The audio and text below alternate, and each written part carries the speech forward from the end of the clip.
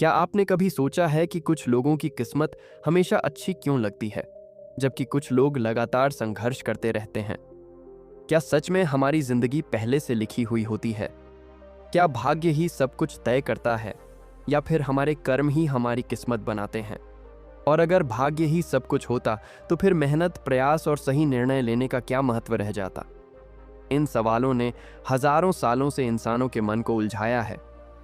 हर व्यक्ति कभी न कभी यह सोचता है कि उसके जीवन में जो कुछ हो रहा है वह भाग्य की वजह से हो रहा है या उसके अपने कर्मों का परिणाम है। कई लोग जब मुश्किलों का सामना करते हैं तो कहते हैं, मेरी किस्मत ही खराब है। और जब सफलता मिलती है तो वही लोग उसे अपना भाग्य मान लेते हैं। लेकिन क्या सच में ऐसा ही है?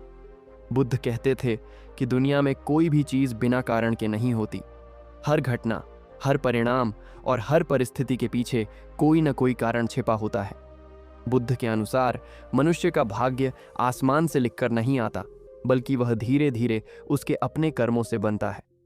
जिस प्रकार एक किसान जो बीज बोता है वही फसल उसे कुछ समय बाद मिलती है, उसी तरह इंसान जो कर्म करता है वही उसके जीवन का भविष्य बनाता है।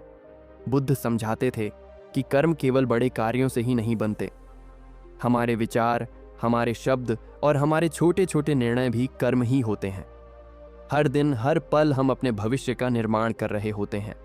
अगर विचार सकारात्मक हैं, कर्म ईमानदार हैं और प्रयास सही दिशा में है, तो धीरे धीरे वही कर्म भाग्य का रूप ले लेते हैं। इसलिए बुद्ध का संदेश बहुत स्पष्ट था। भाग्य कोई रहस्यमय शक्ति नहीं है जो कहीं दूर बैठकर हमारी जिंदगी तय कर रही हो। असली शक्ति हमारे अपने कर्मों में छिपी है। जो व्यक्ति इस सत्य को समझ लेता है वह अपनी जिंदगी को बदलने की ताकत भी पा लेता है। रगब एक नौजवान था जो खेतों और धूल भरी सड़कों से घिरे एक छोटे से गांव में रहता था। हर सुबह सूरज उगने से पहले वह उठता और काम करना शुरू कर देता। उसके हाथ खुरदुरे थे, उसके कपड़े सादे थे और उसके दिन मेहनत से भरे होते थे। भारी बोझ उठाने से लेकर खेतों में किसानों की मदद करने तक वह गांव के ज्यादातर लोगों से ज्यादा मेहनत करता था। फिर भी इतनी मेहनत के बावजूद उसकी जिंदगी कभी बेहतर नहीं लगती थी। उसे सबसे ज्यादा परेशानी मेहनत से नहीं, बल्कि अपने आसपास महसूस होने वाले अजीब अन्याय से होती थी। कुछ ही घरों की दूरी पर उसी उम्र का एक और नौजवान रहता था। वह लड़का बहुत कम काम करता था। वह देर से उठता था, अपना ज्यादातर समय दोस्तों से बातें करने में बिताता था और अक्सर जिम्मेदारियों से बचता था। लेकिन किसी तरह उसे मौके मिलते रहे। लोग उस पर काम के लिए भरोसा करते थे, पैसे उसकी तरफ आते थे और उसकी जिंदगी आरामदायक लगती थी। हर बार जब रगब यह देखता तो उसके दिल में कुछ भारीपन महसूस होता। क्यों? वह अक्सर खुद से फुसफुसाता। जो कम काम करता है उसे ज्यादा क्यों मिलता है? मैं हर दिन संघर्ष क्यों करता हूं लेकिन इतना कम क्यों पाता हूं?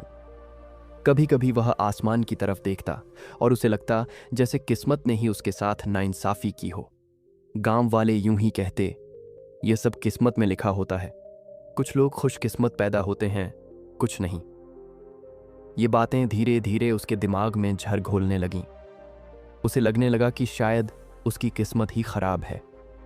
एक शाम काम का एक और थका देने वाला दिन खत्म करने के बाद रगब गांव को दूर के शहरों से जोड़ने वाली सड़क के पास एक बड़े बरगद के पेड़ के नीचे अकेला बैठा था। उसके कंधे थके हुए थे और उसका मन बेचैन था। शाम की हवा के साथ धूल धीरे धीरे उड़ रही थी और सूरज के छिपने के साथ आसमान धीरे धीरे नारंगी हो गया। उसी समय साधुओं का एक छोटा ग्रुप सड़क पर चल रहा था। उनके बीच में एक शांत और चमकदार इंसान चल रहा था। उसके कदम धीमे लेकिन शानदार थे और उसके चेहरे पर गहरी शांति थी जो दुनिया की परेशानियों से अछूती लग रही थी। वह बुद्ध थे। आसपास के गांव वाले जल्दी से इकट्ठा हो गए और आदर से झुके। रगब ने बुद्ध के बारे में पहले भी सुना था, एक बुद्धिमान गुरु जो जिंदगी और दुख के बारे में सच बताते हुए एक जगह से दूसरी जगह घूमते थे। लेकिन रगब का मूड शांत नहीं था। उसका दिल सवालों से भरा था। जब साधु उसी बरगद के पेड़ के नीचे आराम कर रहे थे, रगब धीरे धीरे उनके पास आया। उसके कदमों में झिझक थी, लेकिन उसके अंदर कुछ उसे आगे बढ़ा रहा था। उसने झुककर थकी हुई आवाज में कहा, गुरुजी, मैं अपने जानने वाले किसी भी इंसान से ज्यादा मेहनत करता हूं, मैं ईमानदार रहने की कोशिश करता हूँ, मैं दूसरों की मदद करने की कोशिश करता हूँ, फिर भी मेरी जिंदगी संघर्ष से भरी रहती है। वहीं कुछ लोग ऐसे भी हैं जो मुश्किल से मेहनत करते हैं और फिर भी सफल हो जाते हैं। मुझे ईमानदारी से बताओ, क्या सब कुछ किस्मत से तय होता है? क्या किस्मत कोशिश से ज्यादा ताकतवर होती है? बुद्ध ने चुपचाप उसकी तरफ देखा। उसकी आंखों में कोई जजमेंट नहीं था, बस समझ थी।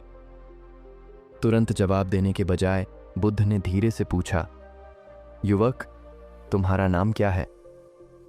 राघव, उसने जवाब दिया। बुद्ध ने धीरे से सिर हिलाया।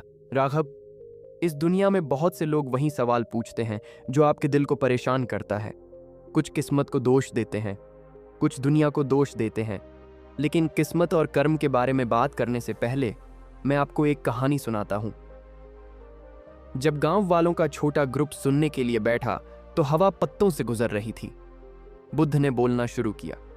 बहुत पहले एक ताकतवर राजा था जो एक खुशहाल राज्य पर राज करता था। जमीन उपजाऊ थी, लोग शांत थे और राज्य अपने न्याय और समझदारी के लिए जाना जाता था। राजा के 2 बेटे थे। दोनों एक ही महल में पैदा हुए, एक जैसी पढ़ाई लिखाई हुई और उन्हें एक जैसे मौके मिले। फिर भी उनके रास्ते बहुत अलग हो गए। बड़ा राजकुमार डिसिप्लिन्ड और सोच समझकर काम करने वाला था। वह अपने टीचरों की बात ध्यान से सुनता था, सब्र रखता था और हर हालात से सीखने में यकीन रखता था। जब उससे गलतियां होती थीं तो वह उन्हें समझने और खुद को बेहतर बनाने की कोशिश करता था। लेकिन छोटा राजकुमार अलग था। वह चार्मिंग और कॉन्फिडेंट था, लेकिन उसका मानना था कि राजकुमार के तौर पर पैदा होना ही काफी है। वह सलाह को नजरअंदाज करता था, कोशिश करने से बचता था और भरोसा करता था कि उसका पद हमेशा उसकी रक्षा करेगा। जैसे जैसे लड़के बड़े होते गए, राजा ने उन्हें परखने का फैसला किया। उसने हर राजकुमार को जमीन का एक टुकड़ा दिया। बड़े राजकुमार को एक सूखा पथरीला खेत मिला जो लगभग बेकार लग रहा था। छोटे राजकुमार को एक उपजाऊ खेत मिला जहां फसलें आसानी से उग सकती थीं। छोटा राजकुमार हंसा। पिताजी मुझसे ज्यादा प्यार करते होंगे, उसने गर्व से सोचा। बड़े राजकुमार ने कोई शिकायत नहीं की। उसने बस जमीन को देखा और काम करना शुरू कर दिया। उसने पत्थर हटाए, मिट्टी खोदी, सिंचाई के बारे में सीखा और ध्यान से बीज बोए। दिन ब दिन वह धूप में काम करता रहा। कई बार उसकी कोशिशें नाकाम रहीं, लेकिन हर नाकामी ने उसे कुछ नया सिखाया। इस बीच छोटा राजकुमार आराम कर रहा था। उसकी जमीन पहले से ही उपजाऊ थी, इसलिए उसने सोचा कि सफलता अपने आप मिल जाएगी। उसने उगने वाली छोटी छोटी खरपतवारों को नजरअंदाज कर दिया। उसने काम के दिन छोड़ दिए और भरोसा किया कि मिट्टी उसके लिए सब कुछ कर देगी। महीने बीत गए।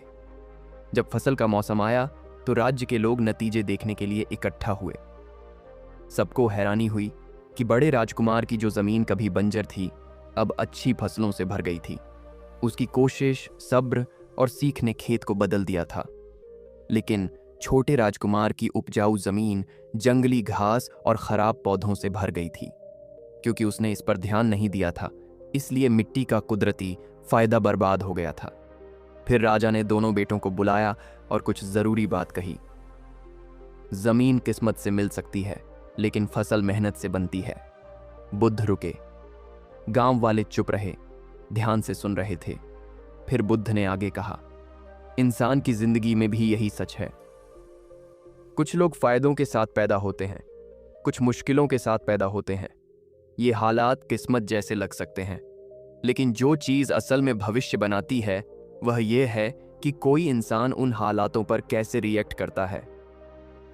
रगब ने ध्यान से सुना, लेकिन उसकी आंखों में अभी भी कंफ्यूजन था। बुद्ध ने यह देखा और समझाना जारी रखा। रगब, जिसे लोग किस्मत कहते हैं, वह अक्सर पिछले कामों का नतीजा होता है। ऐसे काम जिन्हें हम तुरंत देख या समझ नहीं पाते। जैसे बहुत पहले बोया गया बीज आखिरकार पेड़ बन जाता है, वैसे ही कर्म को भी अपना नतीजा दिखाने में समय लगता है। लेकिन कर्म किसी अनदेखे जज से मिलने वाली सजा या इनाम नहीं है।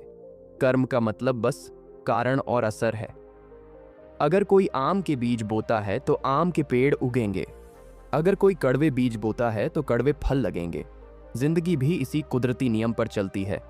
रग़ब ने धीरे से पूछा, तो क्या इसका मतलब है कि मेरी मुश्किल पिछले कर्मों की वजह से है? बुद्ध धीरे से मुस्कुराए। हो सकता है यह इसका एक हिस्सा हो, लेकिन ज्यादा जरूरी सवाल यह है, आज आप कौन से बीज बो रहे हैं? आपके आज के काम आपके भविष्य के बीज हैं। कुछ लोगों को आसान शुरुआत मिलती है, लेकिन वे आलस और घमंड से अपना भविष्य बर्बाद कर लेते हैं। दूसरे लोग मुश्किल से शुरुआत करते हैं, लेकिन सब्र और सही कोशिश से एक मजबूत भविष्य बनाते हैं। कहानी में बड़े राजकुमार के पास जमीन कम थी, लेकिन उसके काम समझदारी वाले थे। छोटे राजकुमार के पास जमीन अच्छी थी, लेकिन उसके काम लापरवाही वाले थे। समय के साथ काम किस्मत से ज्यादा मजबूत हो गए। रग़ब को लगा कि उसके अंदर धीरे धीरे कुछ बदल रहा है। उसे एहसास हुआ कि वह लोगों की जिंदगी के सिर्फ दिखने वाले नतीजों की तुलना कर रहा था, गहरे कारणों की नहीं। बुद्ध धीरे से बोलते रहे, अपने पहले चैप्टर की तुलना कभी किसी और के 10वें चैप्टर से मत करो।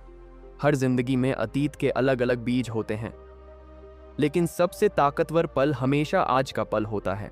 अगर तुम इस पल को सही काम, समझदारी और सब्र से भर दोगे, तो भविष्य आखिरकार बदल जाएगा। शाम का आसमान अब और अंधेरा हो गया था और गांव में दिए जलाए जा रहे थे। रग़ब चुपचाप बैठा रहा। जो गुस्सा कभी उसके मन में भरा था, वह धीरे धीरे खत्म हो रहा था। उसकी जगह समझ आ गई। पहली बार उसने जिंदगी को अलग तरह से देखा। यह सोचने के बजाय कि मेरी किस्मत खराब है, वह सोचने लगा, मेरे आज के काम कल को बना रहे हैं। जब साधु अपनी यात्रा जारी रखने के लिए तैयार हुए, तो बुद्ध धीरे से उठे। जाने से पहले उन्होंने रग़ब के कंधे पर प्यार से हाथ रखा और कहा, यह सच याद रखना नौजवान, किस्मत खेत दे सकती है, लेकिन कर्म फसल पैदा करता है। किस्मत पर सवाल उठाकर अपनी एनर्जी बर्बाद मत करो। अपनी एनर्जी का इस्तेमाल बेहतर काम करने में करो। रग़ब ने गहराई से सिर झुकाया। उस रात जब वह अपने घर वापस जा रहा था, तो उसके अंदर कुछ बदल गया था। सड़क वहीं थी, गांव वो वहीं था, लेकिन उसका मन हल्का था। अब वह निराशा से काम नहीं करता था, वह समझ से काम करता था। दिन बीतते गए, हफ्ते बीतते गए। धीरे धीरे उसकी कोशिशों के नतीजे बदलने लगे। तुरंत नहीं, जादुई तरीके से नहीं, बल्कि लगातार, जैसे बीज धीरे धीरे पेड़ बनते हैं। और हर बार जब शक लौटने की कोशिश करता, तो उसे बरगद के पेड़ के नीचे बुद्ध की बातें याद आती। किस्मत जमीन दे सकती है, लेकिन कर्म हमेशा फसल पैदा करता है।